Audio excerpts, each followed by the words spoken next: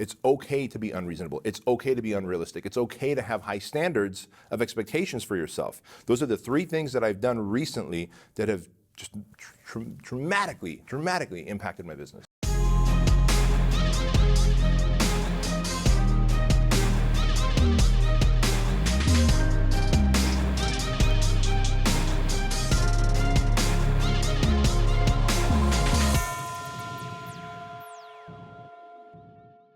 Hey friends, welcome back to the Empire Podcast. We are going to take a deeper and maybe even a darker look into the success of Bedros Keuilian. My name's Craig Ballantyne and I'm here with Bedros Keuilian. Hello, hello. All right. So let's talk about the inside look at the empire building habits, secrets, this path of Bedros Keuilian. And we're going to start with something that you've talked a little bit about in your Instagram posts. You've talked about this with Andy Frisella, is why it's important to channel the dark side. Yeah. You know, I realized probably in the last 5 years, so I'm 43 now, my late 30s to now, I realized that no one goes through this life unscathed. Like we all have some kind of trauma, some kind of damage, whether it's rape, molestation, physical abuse, emotional abuse. Sure. Whatever it is, the abuse leaves some kind of scar. Now, it's important to deal with the scar, go get therapy, go work through it, but it's probably going to also take you down to some dark places. In the book Relentless, Tim Grover talks about taking that rage, and I think he was talking about Dwayne Wade. He said if Dwayne Wade can take his rage and channel it for 48 minutes on the basketball court, he will lead his team to victory. There's so much truth to that, whether it's darkness or rage. I think as entrepreneurs, we all have great intentions. I want to help the world. I want to help Shriners Children's Hospitals. I want to help Toys for Tots. And we have 97 kids now adopted through Compassion International. That's all great. But you know what? I've got this chip on my shoulder. I've got this fire in my belly, this rage in my eyes because of all the shit that's happened to me, the abuse, the being told, go back to your own fucking country when we came to the United States. And, I've talked about this before. So when I say the abuse, between the ages of 4 and 6, I was molested by 2 older boys. And that's scarring, man. That fucks with your mindset, with your self-worth. And when you come to a country and you don't understand the language and the culture, and you're told to go back to your own fucking country over and over again, you start developing this darkness or this rage that ends up either eating away at you or you use it to channel it and build a business, make a bigger impact. For me, I took it to use it for good. I can channel it to build a business and make a bigger impact, make more money, win my freedom in life, right? I don't want to be like everybody else. I don't want to fly coach. I don't want to drive regular cars. I don't want to live in a regular home. I don't ever want to not have your own gym. I want to have my own gym. So I got my own gym. And those are the things that you could do, but I think it's important for everyone watching and listening to this to don't avoid your darkness or try and suppress it. Get a hold of it, realize you understand it, and then say, what can I do to use this as a source of motivation to drive me forward? Yeah, absolutely. And so I think one of the game-changing things, because I've known you for 10 years now, is when you started working with Dr. Kevin. So take us down the path of how that allowed you, it probably allowed you to understand it and channel that into success. And you know what, as an entrepreneur, what do? We go around reading books on sales and marketing and personal development and self-growth, all that stuff, right? We go to conferences, events that talk about giving and contribution and meaning and significance. So we tend to think that we know all that we're fixed, we're cured, but we're not, because what we don't know is what we don't know. And I didn't know the scars that I was carrying and the repercussions they were having on me from the times that I was abused in life, right? Now, I thought I did. I was like, hey, Kevin. Now, the reason someone might be asking, well, wait, why'd you go to a therapist then? I went to a therapist to deal with my anxiety attacks. I was having anxiety attacks because my business was growing and I was a horrible leader at the time. And I felt like I was starting to lose control of my business. Within 4 weeks, he taught me, one, anxiety is anticipation of future pain. So rather than anticipating conversations, deal with them immediately. That way, you don't have the anxiety. And number 2, halt. And I think I've shared this before, but it's worth sharing again. Hungry, angry, lonely, tired. When you're hungry, angry, lonely, tired, you're more likely to have your anxiety attack. And so, great, he taught me those 2 things in 4 weeks. But before he let me go, he goes, hey, Bedros, do you have any other issues in your life that you want to talk about, that you want to maybe explore, you want to refine? I said, no. He goes, are you sure? I said, yeah, but then I threw him a bone. I said, well, there was some abuse that I went through as a kid, but I've dealt with that. And I said, that kid's fine. And he goes, what do you mean that kid's fine? he goes, that's the first sign of creating multiple personalities when you disassociate and say that kid instead of I'm fine. Got it. Right? So that led to me working with Kevin and doing the deep dive into the areas of trauma that I've gone through, into just understanding myself, my relationships, why I communicate the way I do, why I was so easy to shut people out. I mean, you've known me for a decade. It's easy for me to build a wall and then I'm done with that person, right? Yeah. Well, now I get to see where that comes from. And I think more of us need to do that self-growth. Ironically, in the book that you sent me last week, he gives a quote, and he says, and I guess the quote is, you live life after the age of 40, or life happens after the age of 40. And then he goes on to explain it. The first 20 years, we have no control of our life, right? You're a child, mom and dad, school systems, bullies, all these people influence you and impact you and fuck with your self-esteem and your self-worth and your emotions and all that shit, right? You spend the next 20 years, from 20 to 40, trying to fix all that. And it's so true. I'm 43 now, and the last 3 years have just been amazing. And as a byproduct, you've been in my life long enough, you've seen my business just hockey stick right up. So truly, the first 20 years we have no control over. The next 20 years we try and fix the fucking problems. And maybe in the early 20s we're trying to fix it through alcohol and drugs and getting laid and whatever, right? But in the latter part of the 30s, it's like, you know what, maybe I need to see an expert because the booze, drugs, and hookers didn't work or whatever. And so, not to say I would ever do hookers. No, not this guy either. What book was it that I sent you? Because I've sent you multiple books, and do you remember? And everyone's going to be going, what book was it? Oh, the book was the Who, Your Why?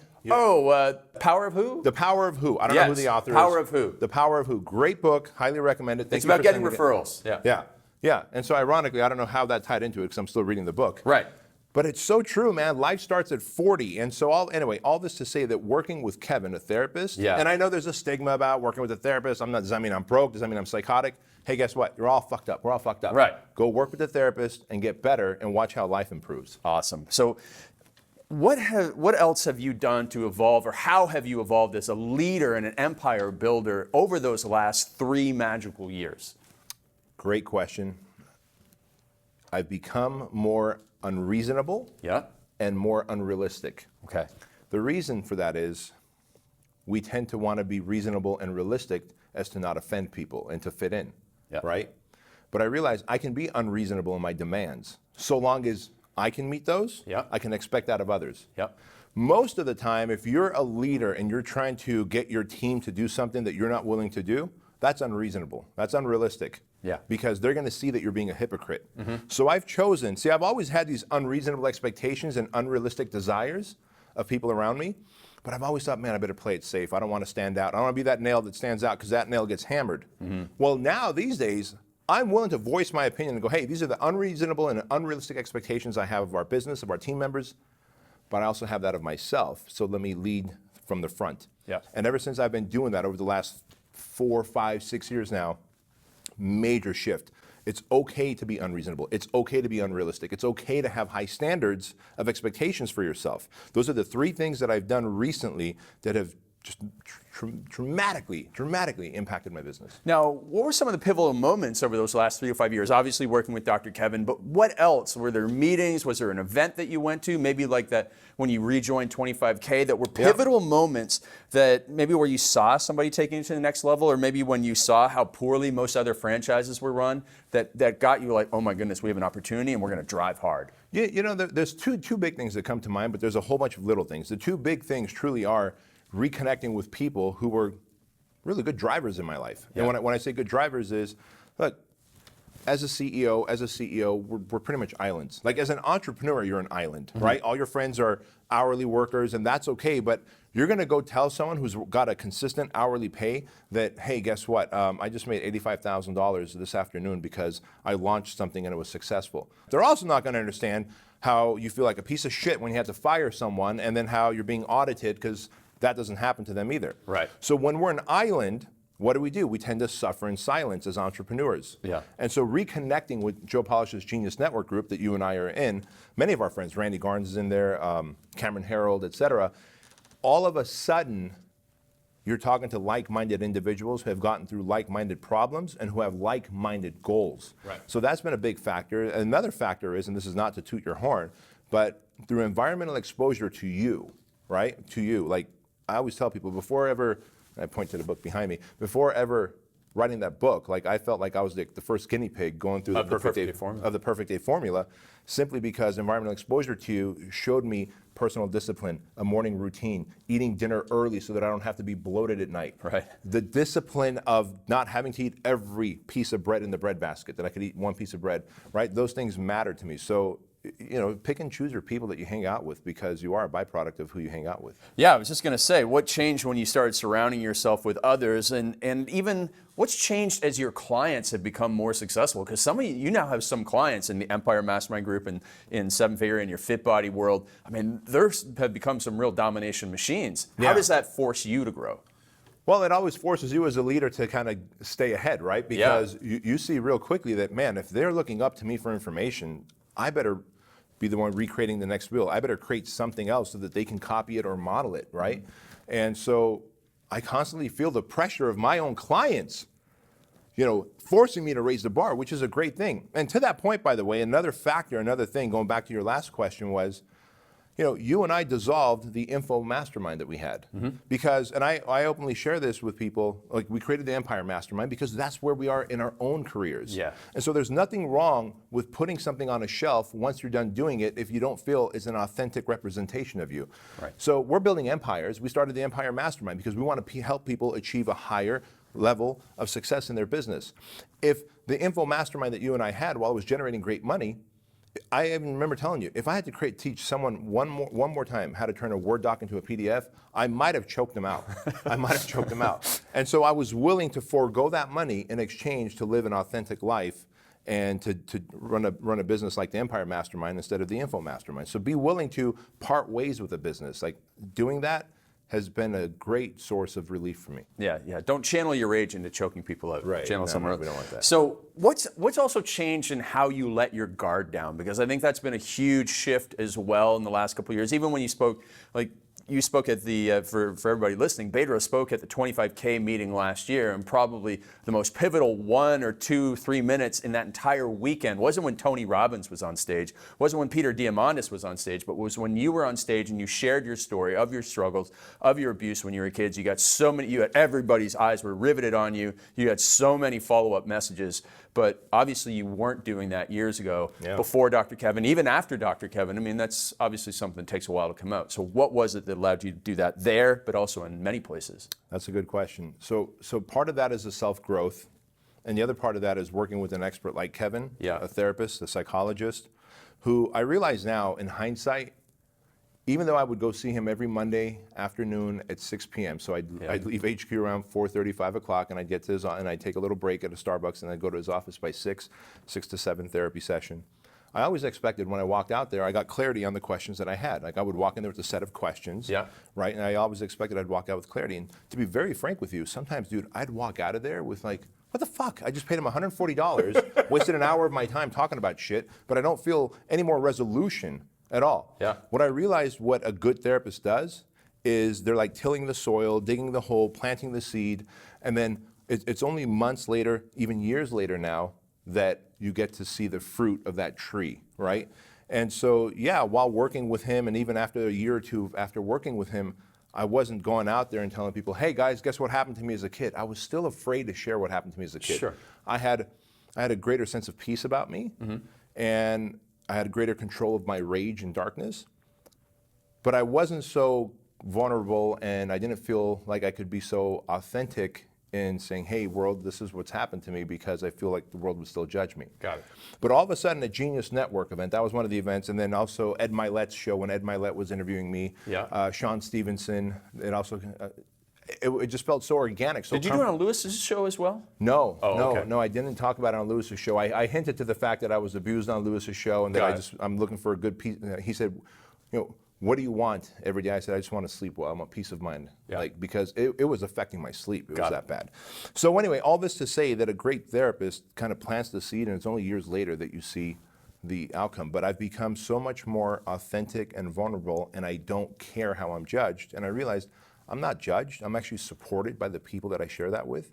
And I'm helping so many, because statistically speaking, 1 out of every 4 people has had some kind of abuse in their life, sexual, physical, emotional, and that's created a level of trauma that is now guiding their business decisions, their relationship decisions, their health decisions. Holy hell. So if it's 1 out of 4, and in that audience, we had an audience of 350 millionaires and billionaires, well, we had at least a few dozen people who were struggling and suffering in silence, right? And so these are the guys and gals who reached out to me afterwards, and I was blown away. Like, people that I look up to were like, hey, what's my next step? I was suffering too. And so I think it was the greatest gift that Kevin took the time to work with me, and that I went through that journey to evolve like this. Awesome. So now you have peace, you have rage, and you've combined them into this fast track. That's a yin and yang tattoo. Yeah, I mean, totally. Yeah. But to own that and master those two emotions, you have combined it into building an empire. So leave us here with, tell us the how of what you've done with Fit Body Bootcamp that's allowed to grow exponentially, and to inspire everybody listening who wants to grow their empire. Dude, it's the craziest thing. So when you're held back because you don't feel authentic in your life, right? Because of something that's happened to you. Maybe you were bullied. Again, maybe you had physical, sexual, emotional abuse. I was holding back my marketing in Fit Body Bootcamp. I was holding back our sales, literally. Like, I wasn't selling as aggressively as I should to people who I know needed a Fit Body Bootcamp location. Otherwise, their life was going to suffer because they were going to open up a gym and try and figure it all out themselves. Going crazy dead and all that stuff. What is Fit Body Bootcamp? It's a cheat sheet of how to be successful with your fitness business, right? Yet I wasn't selling aggressively and I wasn't marketing aggressively because I didn't feel authentic, right? And I didn't feel I had the permission to do that. So, I speak to everyone watching and listening to this, and I tell them, hey, look, there's something that's holding you back right now in growing your business bigger, making a bigger impact. Because it's funny, in 2015, we were the fastest growing top 15 franchises in the nation. In 2016, we were on the Inc. 5000 list. 2017, Inc. 5000 list. 2018, this year, we hit Entrepreneur's 500 fastest growing franchises out of 175,000 franchises. Amazing. And it's not because I discovered some magical marketing strategy. It's because I gave myself permission to finally go all in on marketing and sales, because I don't feel like I'm an imposter or a hypocrite in my industry. And so whatever challenge or trauma or setback you're dealing with, if you fix that, you're able to ramp up your business as well. It's nuts. Absolutely amazing. Absolutely amazing. Inside look at a man who I've known for so many years, and I still learned a lot of new stuff today. Thank you so much for sharing that, brother. Thank you. Thank you so much for joining us for another amazing episode of the Empire Podcast. Now, the greatest compliment that you can give to us is liking, loving, and sharing this episode with all of your friends. So please go to iTunes and give us a 5-star rating, and then share it online and social media with everyone that you know, and make sure to tag us, because we love hearing from Empire listeners. And if you own a business that's doing $500,000 or more in annual revenues, and you know it's got massive potential, and you'd like myself and Craig Ballantyne to help you scale it by 5x, 10x, and 20x in the shortest amount of time possible, then you might be a great candidate for the Empire Mastermind program that we have. To learn more about the Empire Mastermind program, go to bedroskeuilian.com/empire.